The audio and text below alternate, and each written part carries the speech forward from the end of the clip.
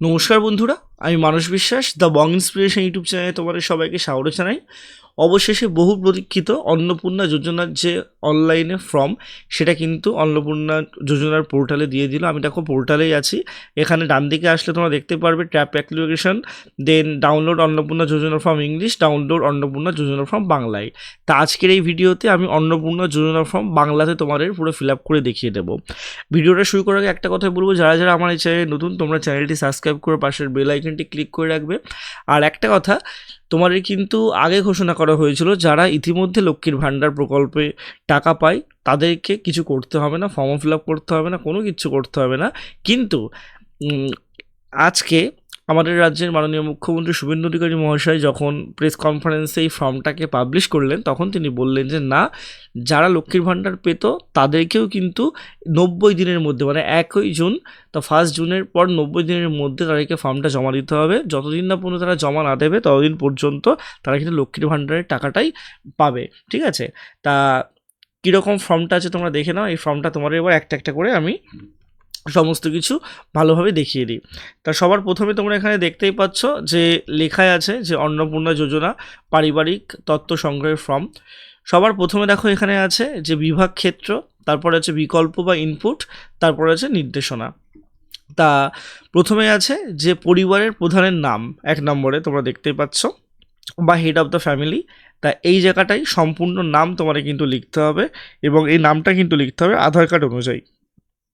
Next দেখো আছে জন্ম তারিখ, দিন, মাস, বছর, এইভাবে তোমাদের লিখতে হবে। এটাও কিন্তু তোমরা আধার কার্ড অনুযায়ী লিখবে। একটা কথা জেনে রেখে দাও, যেহেতু বাংলায় ফর্মটা ফিল আপ হচ্ছে না, সম্পূর্ণ জিনিসটাই কিন্তু তোমরা বাংলাতে লিখবে। ঠিক আছে, দেন পরিবারের প্রধানের লিঙ্গ কী, বেশিরভাগই পুরুষ হয়, কিছু কিছু জায়গায় মহিলা হয়, সেগুলো তোমরা দেখবে। দেন পরিবারের প্রধানের আধার নাম্বার, এই জায়গাটায় কিন্তু তোমরা লিখবে। ঠিক আছে, দেন তোমরা আরেকটু যদি নিচে যাও, তোমরা দেখতে পারবে যে ডিজিটাল রেশন কার্ড বা পারিবারিক আইডি যদি থাকে সেটা তোমাদের এখানে দিতে হবে। দেন তোমাদের পরিবারের সদস্য সংখ্যা কিন্তু এখানে দিতে হবে। ঠিক আছে, পরিবারের সদস্য সংখ্যা তোমরা দেখতেই পাচ্ছ। তা পরিবারের সদস্য সংখ্যা মোটামুটি কারোর যদি 4 থাকে 4, সরি এখানে এই যে 4 থাকে 4, 5 থাকে 5, এরকমভাবে তোমাদের কিন্তু দিতে হবে। তারপর দেখো এখানে আছে কিন্তু ঠিকানা। তা ঠিকানাটা তোমাদের এখানে কিন্তু সম্পূর্ণভাবে দিতে হবে, স্থায়ী ঠিকানা। তারপর তোমাদের যোগাযোগের নাম্বার, সেই যোগাযোগের নাম্বারটা তোমাদের এখানে দিতে হবে।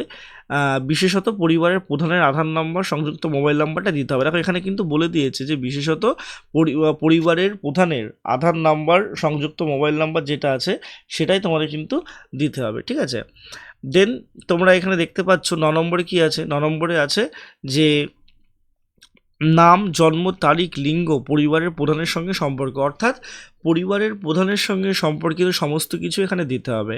আর এখানে ডান দিকে আছে যে অন্নপূর্ণা যোজনার জন্য আবেদন করা হচ্ছে, তো অবশ্যই এখানে কিন্তু হ্যাঁতে টিক দিতে হবে। বয়স 5 বছরের কম যদি কোনো সদস্য বা বাচ্চা হয় তাহলে কিন্তু আধার কার্ডের জায়গায় এনে দিয়ে চিহ্নিত করতে হবে। তাই এই বিষয়টা কি একটু বলে দিই। দেখো পরিবারের প্রধান যিনি আছেন তিনি তো আছেনই, এছাড়াও ধরো পরিবারের প্রধানের পর তোমাদের এখানে একটা সদস্য আছে, তার নাম, তার জন্ম তারিখ, তার লিঙ্গ এবং পরিবারের প্রধানের সঙ্গে তার কি সম্পর্ক সেটা এখানে দিতে হবে। এবং যেই ব্যক্তিটার ডিটেলস এখানে দেওয়া হলো সেখানে কিন্তু আধার নাম্বার দিতে হবে।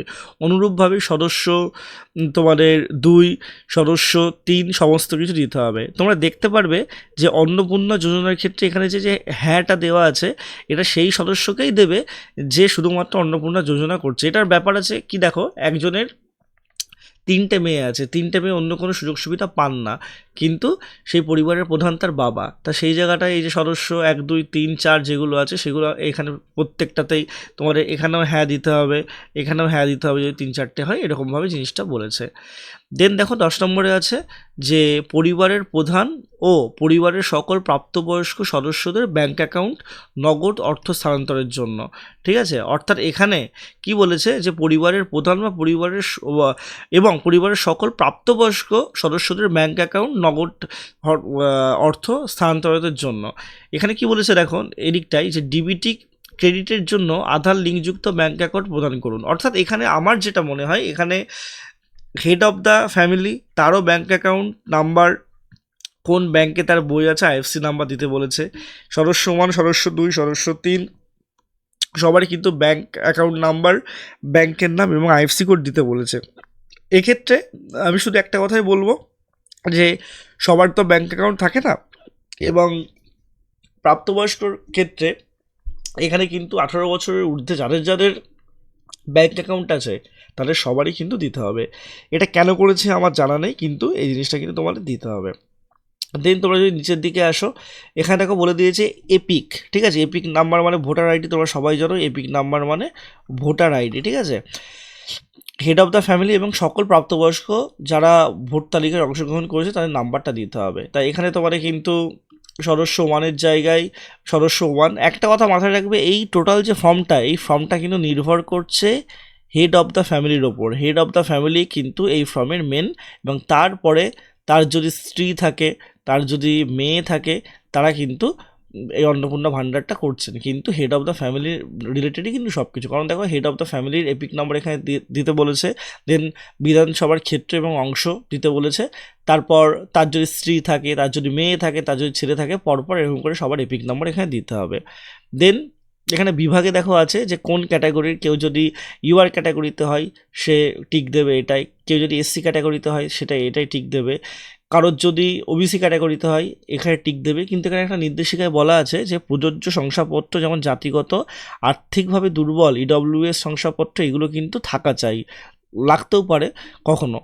দেন দেখো বলেছে রেশন কার্ড ও ভর্তুকির ক্ষেত্রে যে আপনি কি ডিজিটাল রেশন কার্ড পান, এখানে সবাই কিন্তু ইয়েস করবে, কারণ সবাই ডিজিটাল রেশন কার্ড পায়। দেন যদি হ্যাঁ হয় তাহলে কার্ডের ধরন এখানে বলতে হবে যে কোন কার্ড, অনেকের হচ্ছে তোমার AOY কার্ড হয়, অনেকের PHH কার্ড হয়, এইগুলো। দেন পরিবারটি রেশনের দোকান থেকে কি মাসিক রেশন তুলছে কি না, বেশিরভাগ যদি তোলে এখানে ইয়েস করতে পারো, যারা পারো না তারা কিন্তু এখানে নো করবে, ঠিক আছে। দেন সম্পদ দেখো এখানে কিন্তু বলে দিয়েছে যে বাড়ির ধরন, বাড়িতে কি 3টে বা তার বেশি পাকা ঘর আছে, কারোর যদি না থাকে তাহলে না দেবে, ঠিক আছে। পারিবারিক জমির মালিকানা যদি কারোর থাকে হ্যাঁ দেবে, যদি না থাকে তাহলে না দেবে। এখানে কিন্তু দেখো একটা কথা বলে দিয়েছে যে পারিবারিক জমির মালিকানা এখানে কিন্তু রেজিস্ট্রেশনের নথি, মিউটেশন কপি, ROR, হলগ্রান্ডের তারিখ সহ সর্বশেষ জমির রেকর্ডের কপিও তোমার কিন্তু দিতে হতে পারে। কেউ ভুল ফিল আপ করবে না, ভুল ফিল আপ করলে তোমার কিন্তু একদম মানে টাকাটা তোমরা পাবে না। দেন দেখো পরিবারের সকল সদস্যের মোট জমির পরিমাপ এখানে কিন্তু দিতে হবে রেজিস্টার অনুযায়ী। দেন এখানে বলেছে দেখো যে যানবাহন, আপনি বা আপনার পরিবারের কোনো সদস্য যদি অবাণিজ্যিক যানবাহন, ঠিক আছে, যেটাকে বলে প্রাইভেট গাড়ি যদি থাকে, 4 চাকার গাড়ি যদি থাকে তাহলে সেগুলো দিতে হবে, ঠিক আছে। যেমন এই যে গাড়ি, জিপ, ট্রাক্টর এইগুলো যদি থাকে, কারণ কৃষিকাজ যারা করে তাদের কিন্তু ট্রাক্টর অনেকের বাড়িতেই থাকে সেগুলো, এবং যদি থাকে সেই গাড়ির সংখ্যা, গাড়ির রেজিস্ট্রেশন নাম্বার সবই দিতে হবে। আমি কেন এইসব চেয়েছি আমি এখনও জানি না, কিন্তু এইগুলো দিতে হবে। দেন দেখো বলেছে যে পরিবার ভিত্তিক সদস্যদের কোনো যদি হেলথ ইন্স্যুরেন্স থাকে বা স্বাস্থ্য বিমা থাকে, বেশিরভাগদের ক্ষেত্রেই থাকে না আমি বলবো, ঠিক আছে। কিন্তু যাদের থাকে, যারা সরকারি বা বেসরকারি চাকরি করো সেখানে কিন্তু হ্যাঁ দিতে হবে। এখানে হচ্ছে যদি হেড অফ দ্য ফ্যামিলির থাকে বা সদস্য ওয়ানের থাকে, সব কীভাবে এখানে বলে দিতে হবে যে সরকারি নাকি বেসরকারির, প্রিমিয়ার অঙ্ক কী, মানে আইডিবি ভ্যালু কত, ঠিক আছে, ইনিশিয়াল ডিক্লেয়ার ভ্যালু কত, প্রিমিয়ার বিবরণটা এখানে তোমাদের দিতে হবে, সব কিছু মানে তোমাদের সম্পদ, তোমাদের LIC সব কিছু নিয়ে তারা জানবে। দেন পেশা, এখানে দেখো বলে দিয়েছে কোনো সদস্য কি আয়কর বা পেশাগত প্রদান করে, যারা করে তাদের হ্যাঁ লিখবে, যারা করে না তারা কিন্তু এই নাতে টিক দেবে। পরিবারের সদস্যদের প্যান কার্ড যদি থাকে এখানে তোমাদের ইয়েস করতে হবে। দেন এখানে যেমন প্রধানের নাম, তার প্যান নাম্বার, তার স্ত্রী তার প্যান নাম্বার, তার মেয়ে তার প্যান নাম্বার, তার ছেলে তার প্যান নাম্বার, সবার প্যান নাম্বার এখানে কিন্তু দিতে হবে যদি থাকে, ঠিক আছে।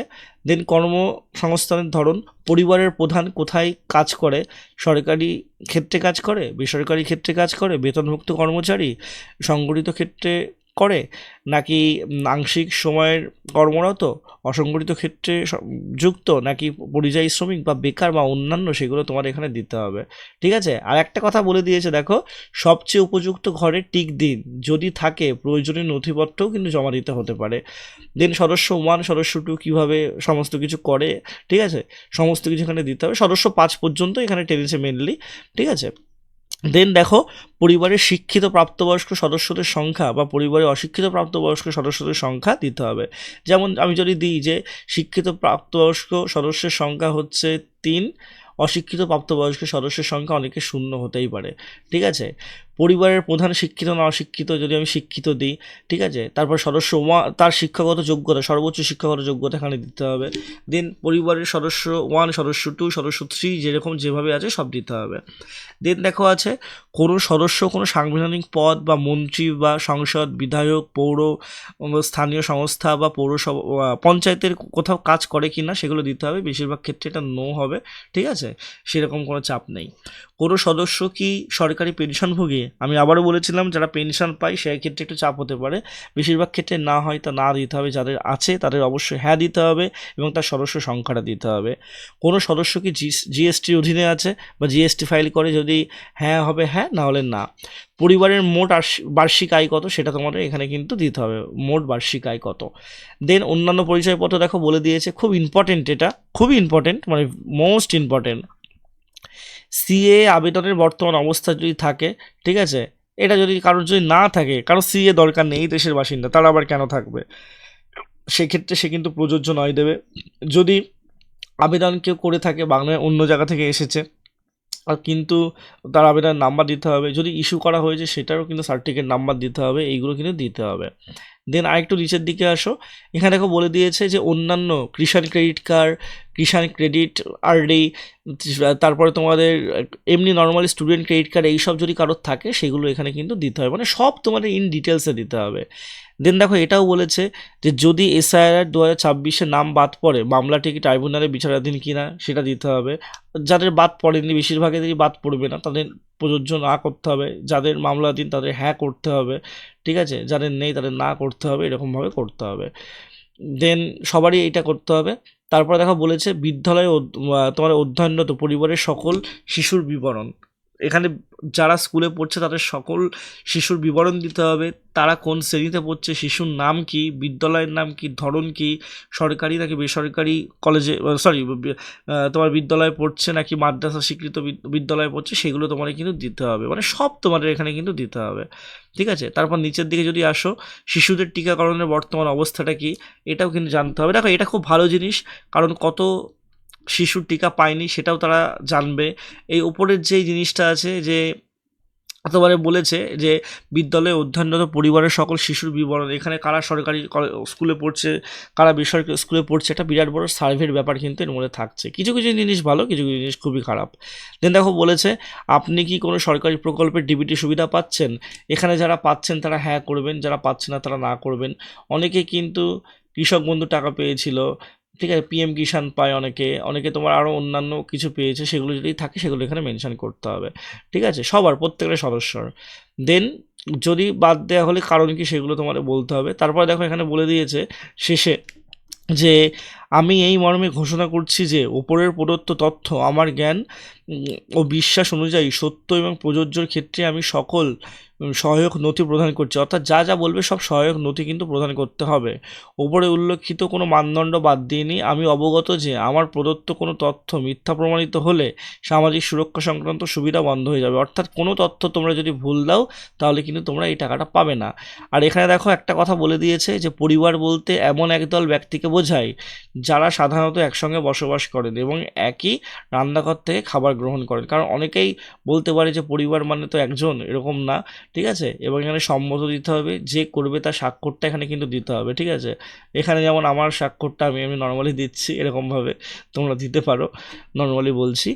দেন তোমাদের এখানে শুধুমাত্র সরকারি ব্যবহারের জন্য এইটুকু তোমাদের কেটে, এই ফর্মটুকু কেটে দিয়ে দিতে হবে। তা এই ছিল তোমাদের টোটাল অন্নপূর্ণা যোজনার ফর্ম। তা কার কেমন লাগছে সেটা আমাকে বলো, আর কোনো যদি কোনো বুঝতে অসুবিধা হয় সেটাও আমাকে জানিও। ধন্যবাদ, সবাই সুস্থ থেকো, ভালো থেকো।